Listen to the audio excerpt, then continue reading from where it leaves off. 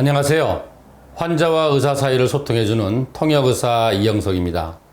오늘부터는 몇 차례에 걸쳐서 거꾸로 아는 의학상식이라는 주제로 말씀을 드리겠는데요. 거꾸로 아는 의학상식이라는 것은 말 그대로 제가 이렇게 외래에서 환자분들이나 그 보호자분들을 이렇게 면담을 하다 보면은 건강이나 암, 또 어떤 치료의 내용, 여기에 대해서 정말 거꾸로 알고 계시는 분이 많고 잘 모르고 있는 분도 많아요. 그래서 오늘은 제가 한 15년간 암 환자를 보면서 실제로 매일같이 접하고 있는 이러한 잘못된 의학 상식에 대한 것들을 하나씩 바로 잡아나가는 시간을 갖도록 하겠습니다. 왜 이런 노력이 필요하냐 하면은 이게 암이라든지 건강이라든지 치유 노력이라든지 이런 거에 대해서 정확하게 알지 못하면은 어떤 문제가 생기냐면은 첫 번째는 대학에 있는 담당 주치 교수님들하고 의사소통이 안 돼요. 저분이 도대체 무슨 말을 하고 있나 라든지 아니면 내가 알고 있는 거하고 영 다르게 이야기하네 이렇게 말할 수가 있는 거죠.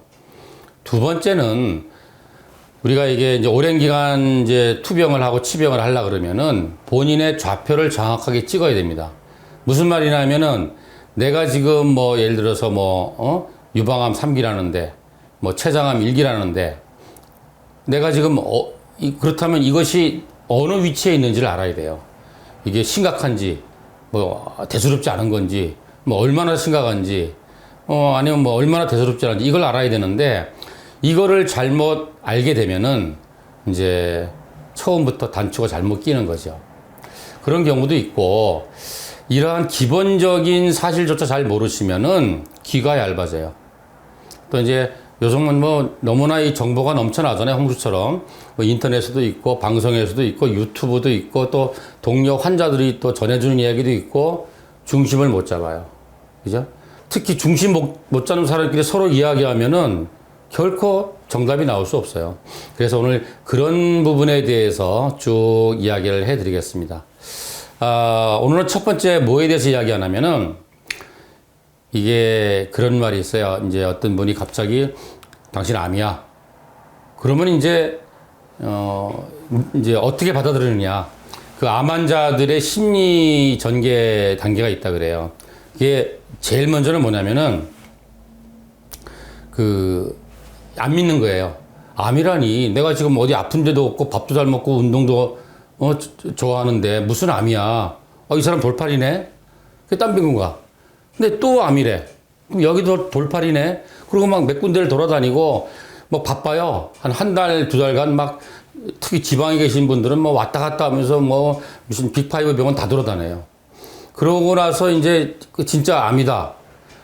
그러면 이게 암이 맞네. 그 다음은 환자분들이 심리 단계가 어떻게 되냐면은 화가 납니다. 내가 왜 암인 거야?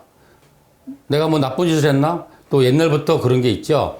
질병 같은 고통은 어떠한 죄에 대한 응징이다. 이렇게 이거는 말도 안 되는 생각하는 분들이 있어요.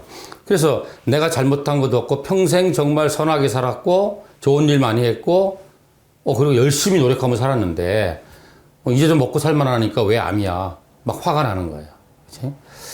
그러다가 이제 그 시간이 지나고 나면은 어떤 시간이 오냐면은 이제 박인이라 그래요. 막 이제 이 병을 어떻게 치료해 보려고 뿌리를 뽑아 보려고 옛날에 나라 돌아가려고 막 여기저기 용화단한데 다 찾아다니고 이 사람 저 사람 물어봐가지고 이것도 먹고 저것도 먹고 외국 가는 사람도 많아요. 막 그렇게 이제 막 열심히 노력을 합니다. 그러다가 이게 방향을 잘못 잡으면은 노력은 많이 하는데 점점 결과는 안 좋아지는 거죠. 그때는 어떻게 되냐면 이제 우울증이 온다 그래요. 우울증이 모든 걸 포기하는 거야. 사람도 안 만나, 가족도 안 만나, 그죠? 그리고 밖에도 안 나가고 하다못해 기본적인 치료도 안 하고 그냥 잠만 자고 그냥 아무것도 안 하는 이런 단계가 된다 그래요. 그러다가 이제 그 과정을 거치고 나서는 모든 걸 다 받아들이는 이게 내가 암이구나. 근데 이제 그 과정이 빨라야 돼요. 그래서 내가 암인데 무슨 암인데 내가 지금 이런 상태구나. 그래서 내가 이 상태에서 뭔가 벗어나려면 뭐 항암도 해야 되는지 말아야 되는지 뭐 시기는 어떻게 해야 되는지 이런 것들을 이제 냉정하게 판단하게 되는 거죠. 그러면서 그때부터 뭔가 이제 뭐랄까 제대로 된 치병의 시간을 거치게 되는데 이 기간이 빨라야 돼요. 왜냐하면 암은 빠른 속도로 진행할 수 있기 때문에 이 혼란의 과정이 길수록 결과는 안 좋은 거죠. 그래서 이 혼란의 과정을 단축시키기 위해서는 지식이 있어야 되고 정보가 있어야 되는데 그 지식과 정보는 객관적이고 합리적이고 의학적이고 과학적이 돼야지 다수결로 정한 걸 하면 안 돼요. 아이 뭐 어느 환호단체 보니까 뭐 인터넷 보니까 뭐 수만 명이 모여가지고 다 이거 하네. 그렇다고 그게 정답이 아니에요. 이제 그래서 오늘부터는 이제 그런 것들에 대한 이야기를 할게요. 제일 먼저 말씀드릴 거는 뭐냐. 내가 암이라는데 그럼 내가 왜 암이 생겼지? 내가 술도 안 먹고 담배도 안 피고 운동도 열심히 하고 뭐 쉬기도 한 것 같은데 왜 암이 생겼지? 근데 왜 암이 생겼지를 고민하실 필요가 없어요. 왜냐하면 의과대학 교과서에도 대부분의 암에 대해서는 원인이 unknown이라고 돼 있어요. 즉 어느 한 가지의 원인에 의해서 이 암이 생긴다는 거는 거의 없다고 보시면 돼요.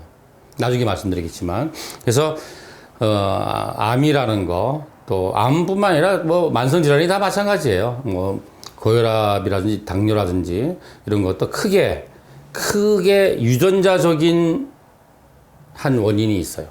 유전자적인. 그리고 두 번째는 뭐 암 같으면 발암 물질이라든지 이런 걸 포함한 음식이라든지 공해라든지 이런 환경적인 나를 둘러싸고 있는 환경적인 요인이 또 있어요.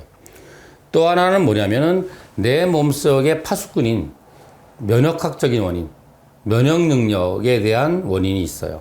그래서 어떠한 병이 생긴다는 것은 이 세 가지 요소가 결합해서 생긴 하나의 결과물이죠. 따라서 원인이 하나가 아니기 때문에 노력도 한 가지만 갖고 되는 게 아니에요.